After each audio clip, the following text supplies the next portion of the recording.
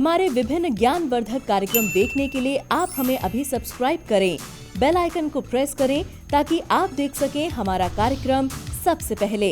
और अधिक जानकारी के लिए फेसबुक पेज को लाइक करना न भूलें। जय मां इंद्राक्षी। इंद्राक्षी धाम में दर्शकों आप सभी का हार्दिक स्वागत करते हैं। आज के दिन जिन जातकों का जन्म दिवस है, मैरिज एनिवर्सरी है, उन सभी को हमारी तरफ से बहुत बहुत शुभकामनाएं। आइए आज का पंचांग देखते हैं। 23 मई दिन शनिवार 2020, ज्येष्ठ मास, शुक्ल पक्ष, संवत 2077, तिथि प्रतिपदा, नक्षत्र रोहिणी, राहु काल 9 से 10:30, दिशा शूल पूर्व दिशा। आज हम दाम्पत्य जीवन से संबंधित कुछ आपसे बातें करते हैं। कई बार दाम्पत्य जीवन में जहर घुल जाता है। दाम्पत्य जीवन इतना कड़वाहट भरा हो जाता है कि एक छत के नीचे रहते हुए भी हम अपने रिश्तों को अजनबी रूप दे देते हैं। अपने साथी के संग रहते हुए भी, पत्नी के संग रहते हुए भी, या पत्नी पति के संग रहते हुए भी अपने आप को अजनबी महसूस करती है या करता है। ऐसा क्यों होता है? अन्य कारण तो बहुत होते ही होते हैं, लेकिन इंसान का जन्मांक, उसकी जन्म पत्रिका या उसके हाथ की रेखाएं भी इस बात का द्योतक होती हैं कि आपके जीवन में अलगाव की स्थिति आ सकती है। आपके जीवन में इस प्रकार की भी स्थिति आ सकती है कि आप हमेशा के लिए भी एक दूसरे से जुदा हो सकते हैं। क्या उस स्थिति को कंट्रोल किया जा सकता है? क्या पति पत्नी के मान सम्मान को बढ़ाया जा सकता है? क्या आपसी मन मुटाव को दूर किया जा सकता है? ऐसे बहुत सारे सवाल जब व्यक्ति तकलीफ़ में होता है इस प्रकार की, उसके जीवन में आते हैं। देखो, ज्योतिष शास्त्र एक बहुत बड़ा शास्त्र है। नाना भांति की समस्याओं को दूर करने में कहीं ना कहीं सक्षम जरूर है। आप दोनों ही बातें हैं। आप उपाय कितने अच्छे से करते हैं, आपकी श्रद्धा कितने अच्छे से है, और जो व्यक्ति आपकी जन्म पत्रिका को देख रहा है या आपके हाथ की रेखाओं को पढ़ रहा है, उस हिसाब से कौन से उपाय ऐसे बनते हैं या कौन से ऐसे मंत्र बनते हैं जिन्हें आप करके अपने दाम्पत्य जीवन को मधुर बना सकते हैं।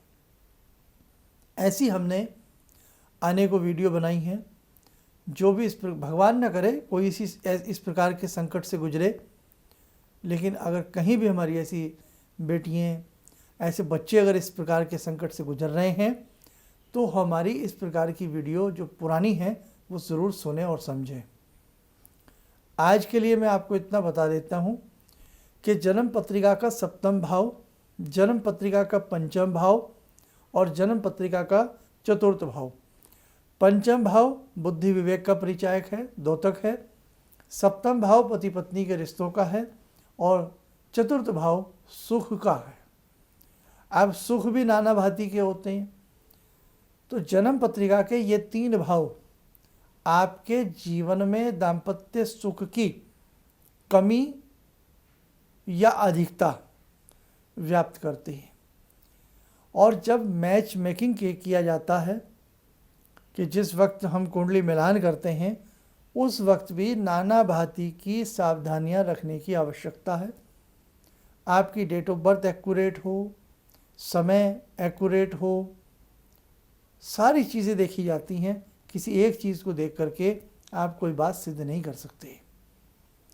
आपके मन में बहुतों को ये भी ख्याल आता है कि हमने कुंडली देखकर ही शादी की थी, फिर भी ऐसा हो गया।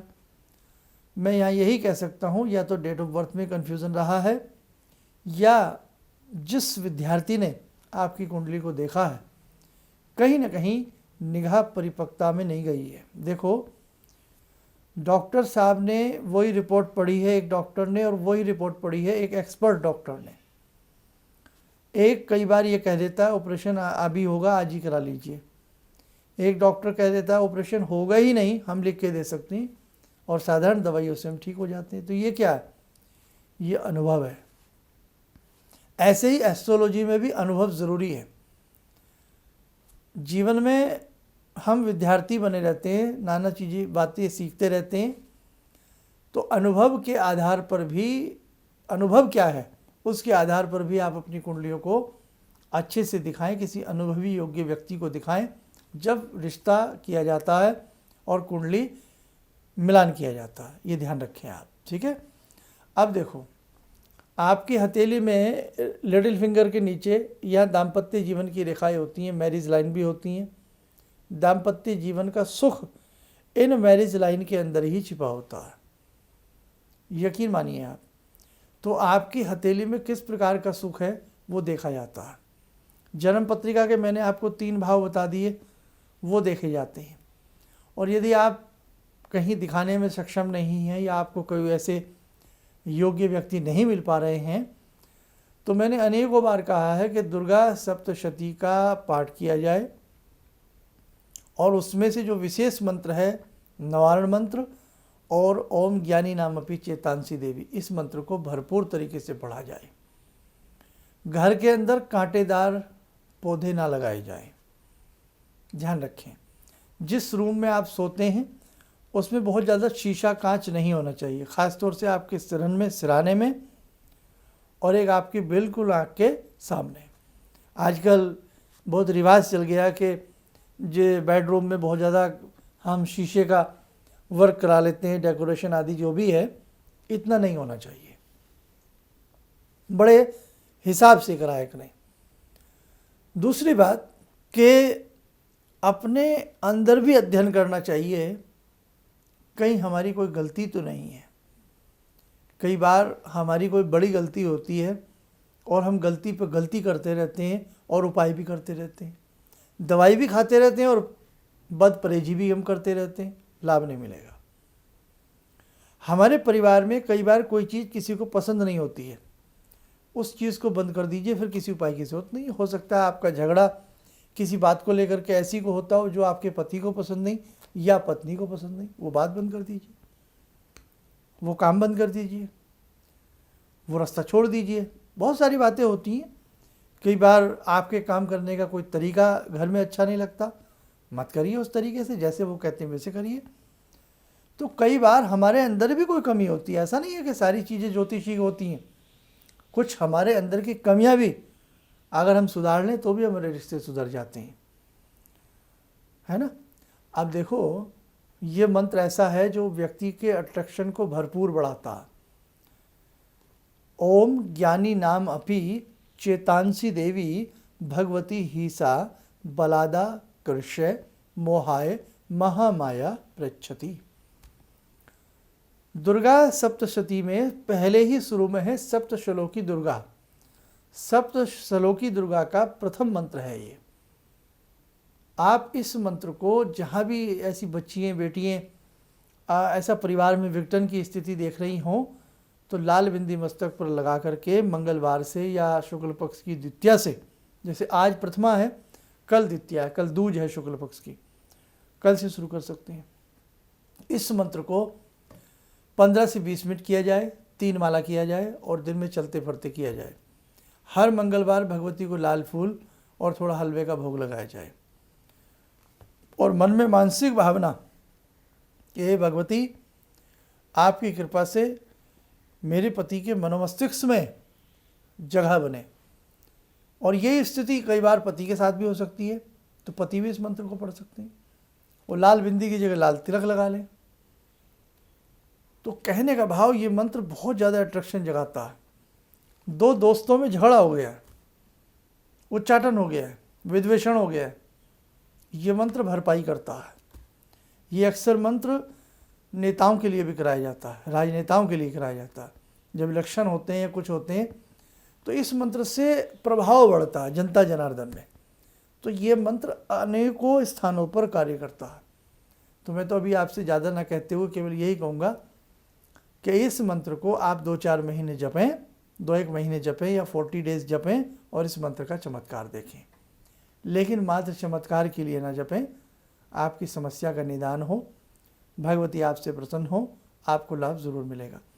तो आज बहुत ज़्यादा बताने का मेरा तात्पर्य नहीं है, सिर्फ यही तात्पर्य है कि नाना भांति के ऐसे मंत्र हैं, नाना भांति के ऐसे उपाय हैं, आपकी कुंडली है या आपके हाथ की रेखाएं हैं। बहुत लोगों पे कुंडली नहीं होती तो हाथ की रेखाएं दिखा करके, तो ऐसे बहुत रास्ते हैं जिससे हम अपने परिवार में पड़ती हुई दरारों को भर सकते हैं। ये विघटन की स्थिति को हम दूर कर सकते हैं। मन उचट जाए, उच्चाटन की स्थिति उत्पन्न हो जाए, उसको हम दूर कर सकते हैं।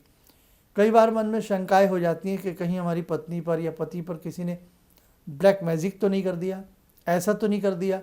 बहुत अनेकों प्रकार की समस्याओं से आप बाहर आ सकते हैं अपनी जन्म पत्रिका दिखाकर या विशेष प्रकार की किसी मंत्र साधना को करके। आइए दर्शकों, भगवती की बात की है तो जुड़ते हैं आज की ध्यान साधना में माँ दुर्गा से।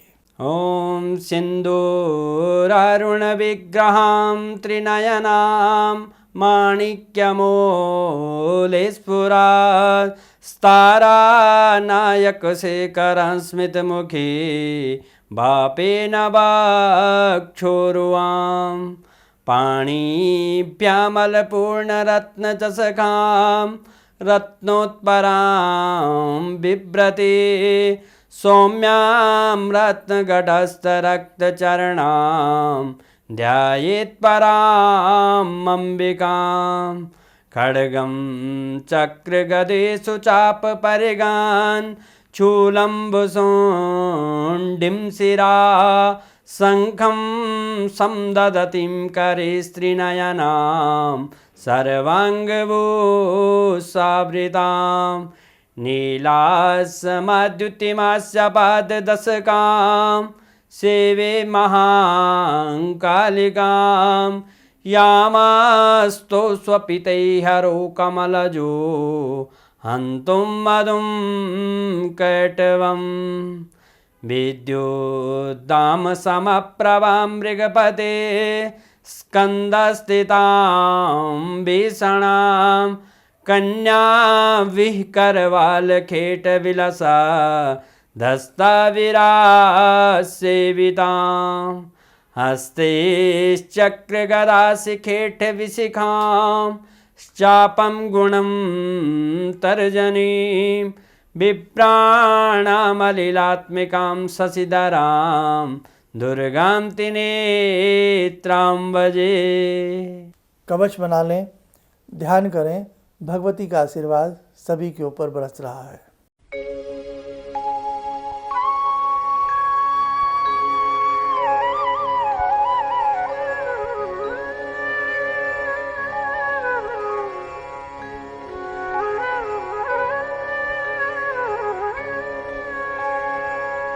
ओम बोलते हुए नेत्र खोलें, सामान्य हो जाए। इस सब्जेक्ट पर बहुत मंथन की आवश्यकता है। आजकल परिवारों में बहुत इस प्रकार की स्थिति चल रही है। आने वाले समय में हम एक पूरी सीरीज़ के माध्यम से अनेकों एपिसोड बड़े अच्छे इस प्रकार के आपको देने वाले हैं, ताकि इस प्रकार की ज्वलंत समस्याओं से आप लोग अपना बचाव कर सकें। इन शब्दों के साथ हम अपनी वाणी को विराम देते हैं। जय माँ इंद्राक्षी। तो आपका मैं रेगुलर में देखता हूँ 6:30 बजे का, यानी हवा निकाल के टाइम। तो आपने एक मंत्र बताया था, ओम वैश्यमुखी राजमुखी स्वाहा। जी, मेरा ऑफिस में हमेशा कलकत्ता में जो होता है, कोई भी हो, बैक ऑफिस में कोई झमेला, खिटपिट, बॉस के साथ खिटपिट, इधर पार्टनर्स के साथ खिटपिट हमेशा लगा रहता था। कुछ भी हो जाए, बात करो, चिढ़ जाता था। ये रेगुलर मैं सुबह पूजा करने के बाद वहीं पे पूजा घर में ही बैठ के मैं 21 बार आपने कहा था, मैं 21 बार डेली जाप करता हूँ। अभी बहुत शांति से हूँ पंडित जी, कोई प्रॉब्लम नहीं है। किसी भी समस्या के समाधान के लिए मिले प्रसिद्ध हस्तरेखा एवं वास्तु विशेषज्ञ प्रोफेसर धर्मेंद्र शर्मा जी से। नोट: शिविर में भाग लेने हेतु एवं व्यक्तिगत रूप से मिलने के लिए कॉल करने का समय सुबह 10 बजे से शाम 6 बजे तक। हमारे विभिन्न ज्ञानवर्धक कार्यक्रम देखने के लिए आप हमें अभी सब्सक्राइब करें, बेल आइकन को प्रेस करें ताकि आप देख सकें हमारा कार्यक्रम सबसे पहले। और अधिक जानकारी के लिए फेसबुक पेज को लाइक करना न भूलें।